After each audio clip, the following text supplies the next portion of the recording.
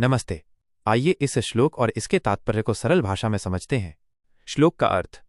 भीष्म द्रोण प्रमुखतः सर्वेषां च महीक्षिताम् उवाच पार्थ पश्येतान् संवेतान् कुरुनिति। 25।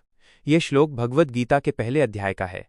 इसका सीधा सादा अर्थ है, भीष्म, द्रोण और दुनिया के सभी अन्य राजाओं के सामने भगवान श्री कृष्ण ने कहा, हे पार्थ, अर्जुन, यहां पर इकट्ठे हुए इन सभी कुरुवंशियों को देखो। तात्पर्य का सरल स्पष्टीकरण। तात्पर्य यानी श्लोक का गहरा मतलब यह समझाता है कि भगवान कृष्ण के ऐसा कहने के पीछे क्या उद्देश्य था। 1. भगवान सब कुछ जानते थे। श्लोक में कृष्ण के लिए ऋषिकेश शब्द का प्रयोग हुआ है, जिसका अर्थ है इंद्रियों के स्वामी। तात्पर्य ये बताता है कि इस शब्द का प्रयोग ये दिखाने के लिए किया गया है कि कृष्ण अर्जुन के मन में चल रही बेचैनी और दुविधा को पहले से ही जानते थे।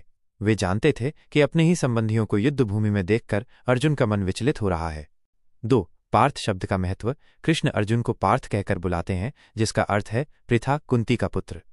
तात्पर्य के अनुसार कृष्ण अर्जुन को ये याद दिला रहे थे कि वे सिर्फ उनके मित्र ही नहीं बल्कि रिश्तेदार भी हैं। अर्जुन की माँ कुंती कृष्ण के पिता वसुदेव की बहन थी। इस नाते से कृष्ण अर्जुन के भाई हुए। एक मित्र और भाई के रूप में उन्होंने अर्जुन का सारथी बनना स्वीकार किया था। 3. कुरुओं को देखो कहने का असली मतलब, जब कृष्ण ने अर्जुन से कहा इन कुरुओं को देखो, तो उनका मतलब सिर्फ दिखाना नहीं था। ये एक तरह का परिहास या ताना था। कृष्ण को अपनी बुआ के बेटे, एक महान योद्धा अर्जुन से ये उम्मीद नहीं थी कि वो युद्ध से पीछे हटेगा। वे अर्जुन के मन की कमजोरी को जानते थे और उसे उसी कमजोरी पर ध्यान दिलाकर एक तरह से उसे उकसा रहे थे। वे मानो कह रहे थे, देखो ये तुम्हारे ही लोग हैं और तुम्हें इनसे ही युद्ध करना है।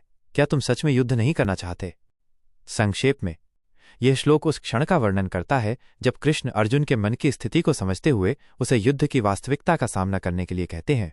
वे न केवल एक सारथी के रूप में बल्कि एक मित्र, भाई और परमात्मा के रूप में भी अर्जुन का मार्गदर्शन कर रहे हैं। वे अर्जुन को उसकी दुविधा से बाहर निकालने के लिए एक मनोवैज्ञानिक भूमिका निभा रहे हैं, जिसकी शुरुआत वे इस वाक्य से करते हैं,